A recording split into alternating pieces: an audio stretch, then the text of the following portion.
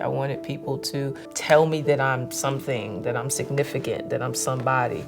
And women, I think, became one of the main sources of that for me. I was beginning to form a deep attachment to guys rather than to girls. She went into the pain of the dysphoria of her gender. My brother, now my sister, is really suffering.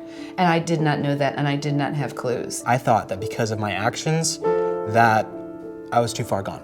I was the hypocrite of hypocrites.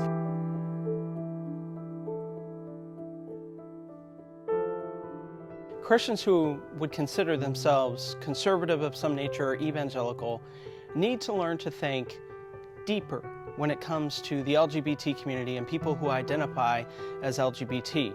Now notice I didn't say different, because I don't think that we should change our perspective on what God says about intimacy. Intimacy is between a man and a woman in the context of marriage, and anything outside of that is not His design, it's sin. But we need to learn to think deeper about people, because nobody is shallow. Everybody is complex. Everybody has a story. Everybody is deep. And so we have to think about people from a different perspective. I remember a conversation that I had with my mom one time, and she told me, you know, the last several years of my relationship with Vera, we weren't sexually intimate. My mom wasn't a Christian yet, but I looked at her and I said, well, if you're not sexually intimate, that means you're not a lesbian anymore. And she said, well, sure I am. Those are my people. I'm part of a cause and a movement. I have relationships, I have acceptance, I have grace and forgiveness. And I said, you just described the church. And she said, no, I didn't. Why in the world would I go somewhere where people would shame me and think less of me?